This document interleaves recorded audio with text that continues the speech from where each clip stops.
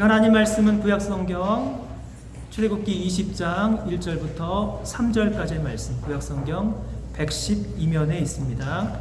십계명의 세 번째 말씀입니다. 우리 1절부터 3절까지의 말씀 우리 한 목소리로 함께 읽기를 원합니다. 같이 읽습니다. 하나님이 이 모든 말씀으로 말씀하여 이르시되 나는 너를 애굽 땅 종 되었던 집에서 인도하여 낸 내 하나님 여호와니라. 너는 나 외에는 다른 신들을 내게 두지 말라. 아멘. 지난 6일 예배 말씀을 시작하면서 이 시간에서 경험한 잊을 수 없는 청년의 멋진 프로포즈 이야기를 드렸습니다. 그 글을 페이스북에 올렸는데 그 프로포즈의 주인공 청년이 저에게 이런 댓글을 달았습니다. 목사님, 부끄럽지만 제 얘기가 맞겠죠? 저희는 벌써 올해가 결혼 10주년입니다. 올리신 글을 보고 문득 그날 사진을 찾아보면서 지나온 사진을 돌아보았는데 저희가 감사한 일이 정말로 많았더라고요. 기반이 중요하듯이 감사하게도 청년부 때부터 목사님의 가르침으로 부족하지만 하나님이 기쁘시게 보시는 가정이 되도록 매일매일 노력 중입니다. 그 댓글이 있는데 제 마음에 큰 감동이 밀려왔습니다. 프로포즈 이후에 결혼을 하고 새 자녀를 낳으면서 올해가 벌써 결혼 10주년. 시간이 그렇게 빨리 지나갔습니다. 그 프로포즈 사진을 돌아보면서 감사한 일이 정말로 많았다는 이야기, 그리고 기반이 중요하듯이 하나님이 기쁘시게 보시는 가정이 되도록 매일매일 노력 중입니다 라고 하는 그 말이 얼마나 저에게 큰 감동으로 다가왔는지, 말씀을 준비하면서 그 청년 자매의 결혼 예배에 제가 기도를 맡았는데 어떻게 기도했는지 그 기도문을 다시 한번 찾아서 확인을 했습니다.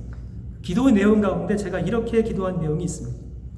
사랑이 많으신 하나님 아버지, 이제 하나님께서 사랑하시는 귀한 믿음의 자녀가 양가 부모님을 떠나서 두 사람이 서로 합하여 한 몸과 한 마음이 되려고 서로 서약을 하려 합니다. 이제 주 안에서 진심으로 하나가 되게 하시고 이 험한 세상을 살아갈 때 필요한 하늘의 신령한 복과 땅의 기름진 복을 허락해 주시어 이 시간 하나님과 많은 하객 앞에서 서약한 대로 충성스럽게 살아갈 수 있기를 간절히 간구합니다.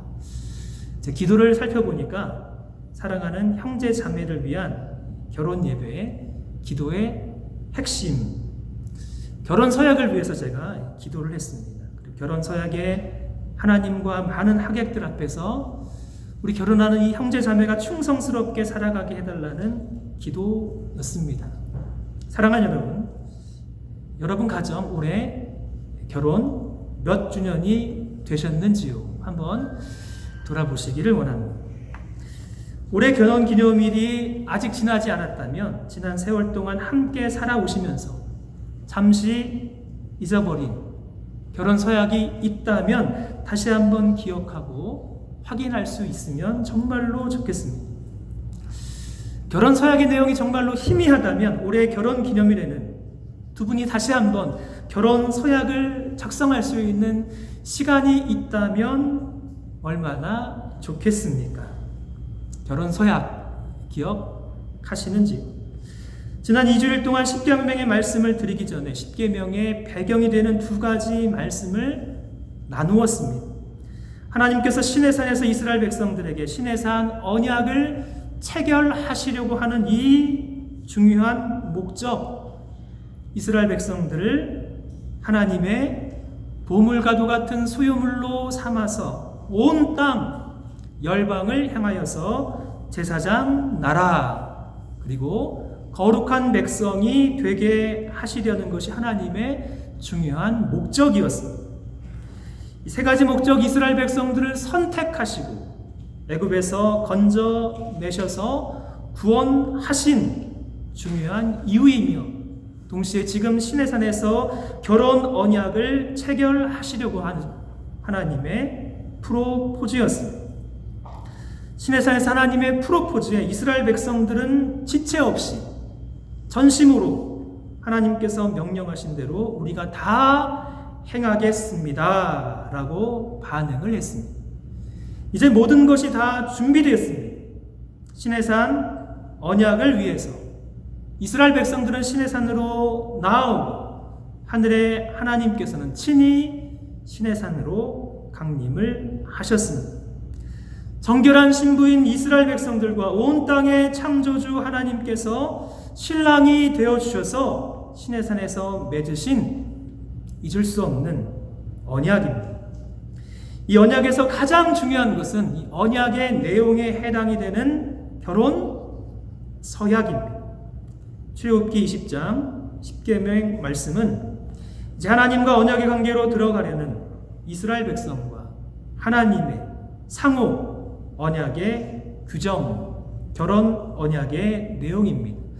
우리 10장 1절부터 3절까지 이 언약의 내용 함께 읽기를 원합니다. 20장 1절부터 3절입니다. 시작. 하나님이 이 모든 말씀으로 말씀하여 이르시되 나는 너를 애굽 땅 종 되었던 집에서 인도하여 낸 내 하나님 여호와니라. 너는 나 외에는 다른 신들을 내게 두지 말라. 1절과 2절을 살펴보면 결혼 언약의 서론이며 3절 그리고 마지막 17절까지는 10개의 말씀 10계명은 결혼 언약의 핵심에 해당되는 부분입니다. 10계명의 언약의 규정을 자세히 살펴보면 이스라엘 백성들이 살았던 고대 근동의 왕과 왕의 신하인 봉주 사이에 맺는 조약, 언약의 규정과 아주 유사한 측면이 있습니다. 왕과 영주 사이에 맺는 고대 근동의 종주권 언약에는 4가지 중요한 규정이 있습니다. 첫째는 종주국 국왕의 이름이 나옵니다. 두 번째는 역사적인 서국으로 왕이 신하에게 지금까지 베풀어 주신 은혜가 나옵니다.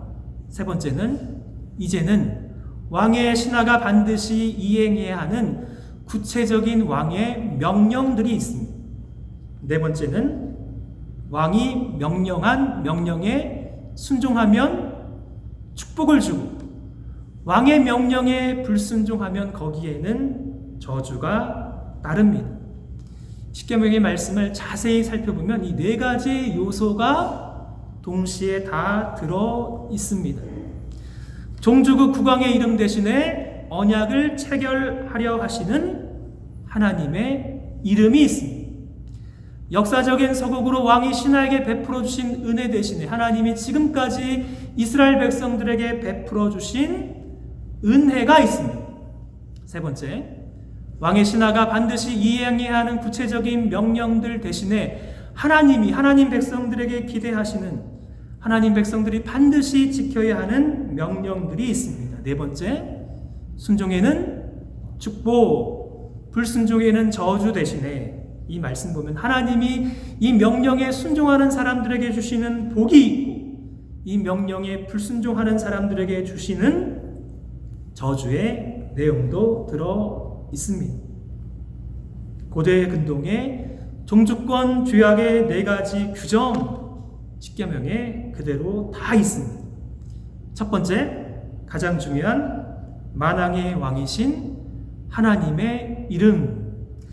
20장 1절 말씀 보면 1절과 2절 말씀 보면 하나님의 이름 어떻게 나와 있습니까? 이렇게 말씀합니다. 하나님이 이 모든 말씀으로 말씀하여 이르시되 나는 너를 애굽 땅 종 되었던 집에서 인도하여 낸 내 하나님 여호와니라.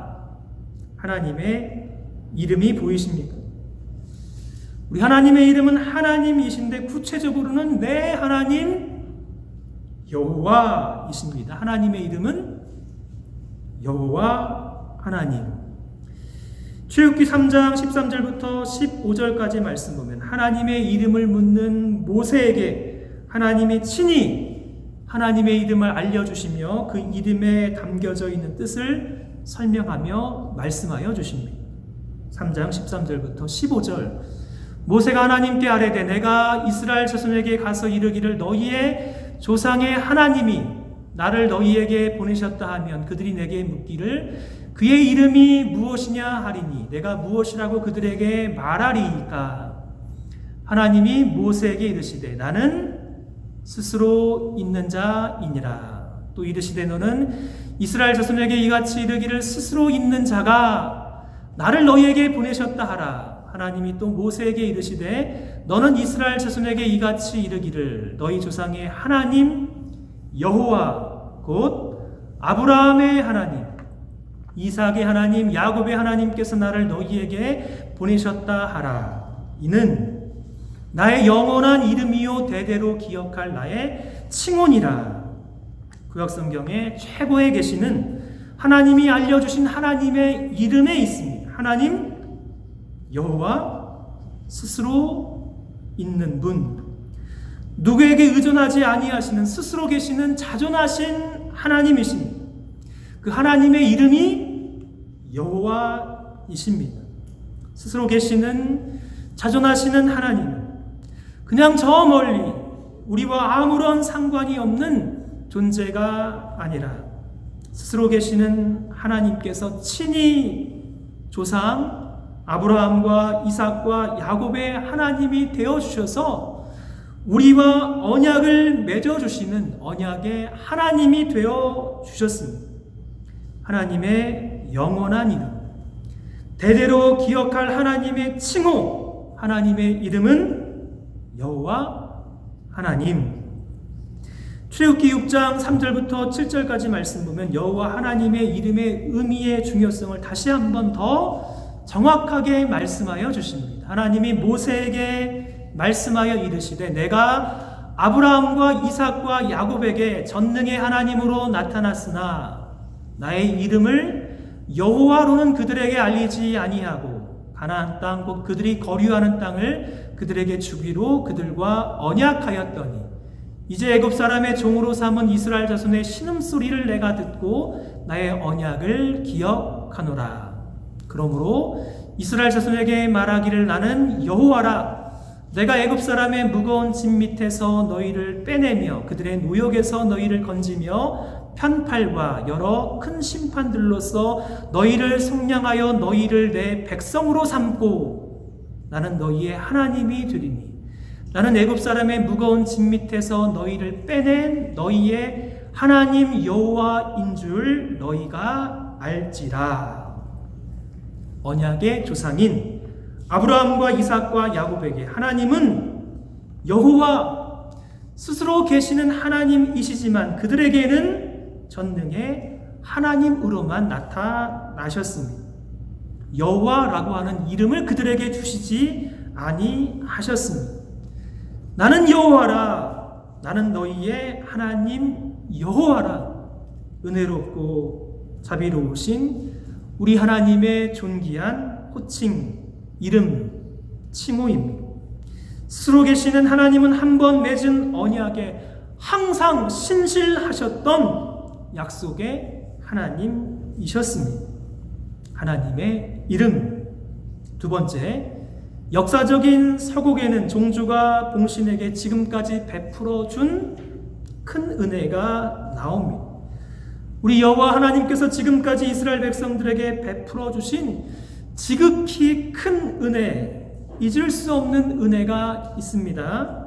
출애굽기 20장 2절 서론에서는 그것을 한 구절로 이렇게 요약합니다. 나는 너를 애굽 땅 종되었던 집에서 인도하여 낸 내 하나님 여호와니라. 여호와 하나님, 애굽에서 과거 노예 종살이하던 이스라엘 백성들을 인도하여 낸 구원의 하나님이십니다. 이것이 하나님께서 이스라엘 백성들에게 베풀어 주신 지극히 큰 은혜이며 이 구원의 은혜를 절대로 잊어서는 안 되는 하나님의 크신 은혜입니다. 이것으로 이스라엘 백성들과 하나님은 은혜의 관계에 놓여 있으며 이 은혜 때문에 지금 이스라엘 백성들이 십계명의 말씀을 마음에 새기며 지켜야 하는 가장 중요한 이유입니다.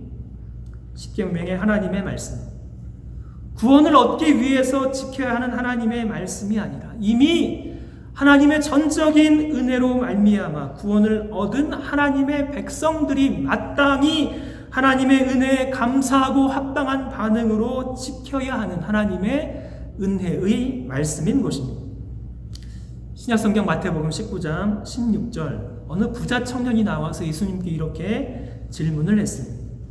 선생님이여, 내가 무슨 선한 일을 하여야 영생을 얻으리까? 이 질문 한번 생각해 보시면 좋겠습니다. 무슨 선한 일을 하여야 영생을 얻으리까? 지금 하나님께서 이스라엘 백성들에게 말씀하시는 십계명을 온전히 지키면 영생을 얻는 것입니다. 온전히 지키지 못하면 영생을 얻지 못하는 것입니까? 그것이 아닙니다. 순서가 중요합니다. 순서는 너무나도 중요합니다. 이미 구원을 얻은 백성에게, 이미 영생을 얻은 하나님 나라 백성에게 선한 일은, 하나님이 우리에게 요구하시는 선한 일은 구원의 은혜에 대한 합당한 반응으로 나오는 것이지, 구원을 얻기 위해서, 영생을 얻기 위해서 선한 일을 하며 십계명의 말씀을 지키는 것이 절대로 아닌 것입니다. 제자들이 놀라서 예수님께 이렇게 질문을 했습니다. 그렇다면 누가 구원을 얻을 수 있겠습니까? 누가 구원을 얻을 수 있으리까? 예수님께서 말씀하십니다. 사람으로서는 할 수 없으나 하나님으로서는 다 하실 수 있느니라. 구원은 우리가 노력하고 우리가 지켜서 얻는 것이 아니라 하나님의 전적인 은혜이며 하나님의 전적인 선물이며 하나님이 자격 없는 우리에게 베푸시는 다함이 없는 하나님의 놀라운 은혜인 것입니다. 셋째, 여호와 하나님께서 이스라엘 백성들에게 베푸신 은혜, 이제 이스라엘 백성들이 마땅히 반응해야 하는 10가지 구체적인 명령이 있습니다. 이 명령은 오직 왕이신 하나님만이 내릴 수 있는 명령입니다. 결혼 언약으로 본다면 결혼 서약에 해당되는 10가지 말씀이 십계명입니다. 그리고 여러분 반드시 기억하고 마음에 새기고 지켜야 하는 하나님의 우리를 향하신 은혜의 명령의 말씀. 그런데 여러분 십계명 10가지 계명이 무엇입니까? 라고 질문하면 제대로 아시는 분들이 정말로 드물고 드뭅니다. 그래서 제가 지난번에 외우는 방법을 알려드렸죠. 여러분 기억하시는지요? 한번 따라해 주면 좋겠습니다. 일상이, 안경살, 간도 크타. 10가지만 꼭 기억하면 좋겠습니다. 일상이, 안경살인데 간이 큽니다. 간도 크다. 1. 첫 번째 계명은 유일하신 하나님 외에는 다른 신들을 두지 말라. 1이 제일 중요합니다. 최고 가장 중요한 1. 하나님 외에는 다른 신들을 두지 말라. 상은 뭡니까 여러분? 우상을 만들지 말라. 2. 하나님의 존귀하신 이름을 망령되이 부르지 말라. 안식일을 기억하여 거룩히 지키라. 부모를 공경하라.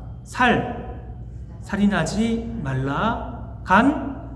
간음하지 말라. 도둑질하지 말라. 크는 크짓말입니다. 거짓 증거하지 말라.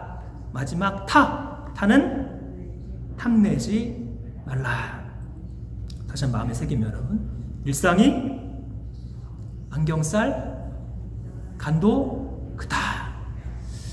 이 하나님의 명령의 말씀을 순종하지 않는 사람은 간이 큰 사람입니다. 하나님께서 우리에게 반드시 지키라고 주신 명령의 말씀, 넷째, 왕이신 하나님께서 주신 명령의 말씀에 순종하면 하나님께서 복을 주시고, 이 말씀에 불순종하면 여기에는 안타깝게도 저주가 있습니다. 20장 6절과 12절 하나님이 주시는 복입니다. 나를 사랑하고 내 계명을 지키는 자에게는 천대까지 은혜를 베푸느니라. 내 부모를 공경하라. 그리하면 내 하나님 여호와가 내게 준 땅에서 내 생명이 길리라. 우리 하나님께서 천대까지 베풀어 주시는 은혜, 이 땅에서 내 생명이 길리라. 하나님을 사랑하고 그 명령에 순종하는 사람들에게 주시는 복입니다. 반대로 여기에는 저주도 있습니다. 5절 말씀, 그것들에게 절하지 말며 그것들을 섬기지 말라. 나 내 하나님 여호와는 질투하는 하나님인즉 나를 미워하는 자의 죄를 갚되 아버지로부터 아들에게로 3, 4대까지 이르게 하거니와. 7절, 너는 내 하나님 여호와의 이름을 망령되게 부르지 말라. 여호와는 그의 이름을 망령되게 부르는 자를 죄 없다 하지 아니하리라. 복과 저주의 말씀을 한번 생각해 보십시오. 이 말씀을 보면 우리 사랑하는 자녀들에게 부모님이 물려줄 수 있는 최고의 선물은 부모님이 하나님 말씀에 순종하는 것입니다. 부모님이 하나님 말씀에 순종하면 하나님은 그 은혜를 천대까지 베풀어 주신다, 복을 주신다라고 말씀합니다. 부모님이 하나님 말씀에 불순종하면 하나님은 그 죄를 아버지로부터 아들에게까지 3, 4대까지 이르게 하신다라고 말씀합니다. 하나님 말씀을 순종하는 부모의 자녀를 보면 마음에 큰 안도감이 있습니다. 부모님의 믿음과 순종을 통해서 우리 하나님은 우리 자녀들에게 얼마나 큰 복을 허락해 주시겠습니까? 반면에 믿음이 연약한 부모님의 불순종의 모습을 통해서 마음의 걱정과 염려가 가득합니다. 사랑하는 여러분, 신해산 언약의 10계명, 복과 저주의 말씀은 지금도 우리에게 그대로 유효한 것입니까? 구약시대가 아니라 신약시대를 살아가고 있는 우리들에게 10계명의 약속의 말씀은 우리에게도 그대로 적용해야 하는 하나님의 언약, 하나님의 말씀입니다. 구약성경의 말씀은 신약성경으로 모두 다 폐지가 되었다라고 생각하면 절대로 안 되는 것입니다. 구약성경에서 폐지된 부분이 있습니다. 제사, 그리고 절기, 예수 그리스도의 이 땅에 성육신 하시고 사역을 하시고 고난의 생애를 사시고 십자가 죽으심과 부활로 말미암아 폐지된 성전과 제사와 절기와도 같은 의식법도 있습니다. 그러나 십계명 같은 하나님의 성품이 반영된 도덕법은 지금도 절대로 폐지되지 아니하고 우리에게 충성을 요구하시는 살아계신 하나님의 말씀입니다. 예수님은 이 십계명의 말씀을 우리에게 요약하면서 이렇게 말씀하셨습니다. 내 마음을 다하고 목숨을 다하고 뜻을 다하여 주 너희 하나님을 사랑하라 하셨으니 이것이 크고 첫째 되는 계명이요 둘째도 그와 같으니 내 이웃을 내 자신같이 사랑하라 하셨으니 이 두 계명이 온 율법과 선지자의 강령이니라. 지금도 우리는 마음을 다하고 목숨을 다하고 뜻을 다하고 힘을 다하여 주 우리 하나님을 십계명의 말씀으로 사랑합니다. 그리고 우리는 하나님이 우리 주변에 두신 이웃을 우리 자신같이 사랑합니다. 이것이 하나님께서 우리에게 언약으로 요구하신 하나님의 명령의 말씀입니다. 지난 수요일에 우리 지역에 사역하시는 알버커키 장로교회 이명길 목사님의 점심 초대를 받았습니다. 목사님 가정에 너무나도 기쁜 소식이 있어서 목사님이 지역에 있는 어르신들 초청해서 한턱을 쏘셨습니다. 사랑하는 딸 레베카가 학창시절부터 공부를 열심히 하더니 하버드 대학을 졸업하고 영국의 옥스퍼드 대학에서 석사와 박사를 마치고 런던 대학교 교수로 일하다가 내년 1월부터 옥스퍼드 대학교의 부교수로 임명되었다는 기쁜 소식에 목사님이 너무나도 기뻐서 우리 지역에 있는 어르신들 점심을 대접을 해주셨습니다. 외손주가 올 가을부터 해군 사관학교 생도로 네이비 아카데미에 입학을 하게 되었다는 기쁜 소식이 있어서 우리 지역에 있는 어르신들 점심을 대접을 했습니다. 목사님 뉴욕에서 힘들게 사역하시다가 중국 선교사로 또 사역을 하시다가 우리 지역에서 노년에도 열심히 충만하셔서 지금도 은퇴하지 아니하시고 지금도 사역하시는 목사님 가정이 하나님께서 베풀어 주시는 다함이 없는 큰 은혜라고 생각하니 제 마음에 기쁨과 감사함이 넘쳤습니다. 예배 후에 우리 교회에서 또 마당에서 공원에서 뛰어노는 우리 교회 주일학교 아이들을 보면 제 마음에 우리 아이들 각 가정에서 하나님을 전심으로 사랑하고 하나님 말씀에 순종하는 부모님의 신앙으로 하나님의 넘치는 은혜를 받아서 믿음으로 잘 자라는 아이들이 되기를 간절히 기도하는 마음이 간절해집니다. 9월부터 우리 현장 예배에 오실 때 안내하는 우리 가정의 아이들, 성경 봉독하는 우리 가정의 자녀들을 보시면 전심으로 여러분 축복해 주시고 기도해 주시고 사랑해 주시고 섬겨 주시기를 주님의 이름으로 부탁합니다. 십계명의 서론을 마무리하고 본격적으로 제 1계명 말씀 3절 마음에 새기며 같이 읽습니다. 시작. 너는 나 외에는 다른 신들을 내게 두지 말라. 결혼 언약의 당사자이신 하늘의 하나님께서 결혼 언약의 또 다른 당사자에게 주시는 첫 번째 명령의 말씀은 너는 나 외에는 다른 신들을 내게 두지 말라. 영어 성경을 보면 You shall have no other gods before me 이렇게 되어 있습니다. 우리 교단의 신앙고백서 하이델베르그 유리문답 94번 질문과 95번 질문은 10계명의 제1계명의 의미가 무엇인지를 정말로 잘 설명해 주고 있습니다. 제1계명에서 하나님이 요구하시는 것은 무엇입니까? 내 영혼의 구원과 복이 매우 귀한 것이기 때문에 나는 온갖 우상숭배, 마술, 점치는 일과 미신, 성인이나 다른 피조물에게 기도하는 것을 피하고 멀리해야 합니다. 더 나아가 유일하고 참되신 하나님을 바로 알고 그분만을 신뢰해야 하며 모든 겸손과 인내로 그분에게만 복종하고 모든 좋은 것들을 오직 그분에게서만 기대하는 마음을 다하여 그분을 사랑하고 경외하며 그분만 섬겨야 합니다. 그러므로 지극히 작은 일이라도 하나님의 뜻을 거슬러 행하기보다 오히려 모든 피조물들을 포기합니다. 한 계명 더 여기에 우상숭배의 질문이 있습니다. 95번 질문. 우상숭배란 무엇입니까? 우상숭배란 말씀으로 자신을 계시하신 유일하고 참되신 하나님 대신 혹은 하나님과 나란히 다른 어떤 것을 신뢰하거나 고안하여 소유하는 것입니다.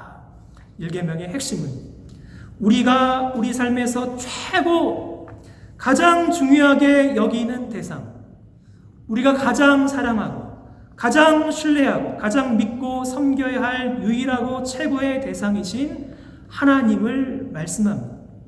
어떻게 하나님을 사랑하고 신뢰하고 믿고 섬겨야 하는 것입니까? 하늘이 무너져도 내가 절대로 궁극적으로 신뢰하는 것이 무엇이냐 질문하고 있습니다. 그것이 무엇인가? 부정의 방법. 나 외에는 다른 신들을 하나님 앞에 두지 말라. 우리 삶에서 하나님 외에 반드시 부정해야만 하는 하나님이 아닌 수많은 다른 신들이 있습니다.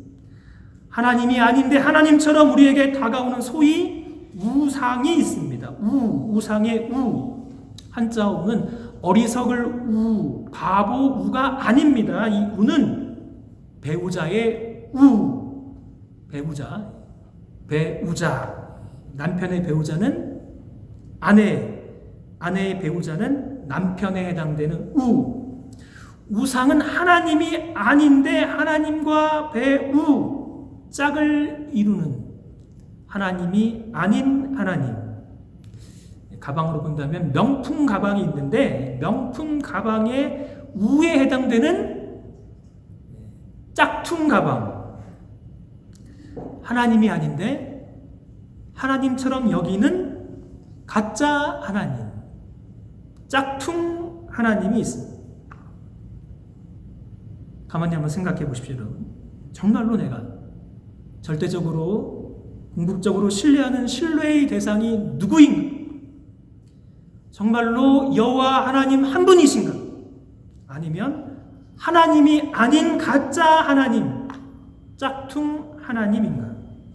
오늘날 우리 시대는 가짜 하나님, 짝퉁 하나님이 너무나도 많습니다.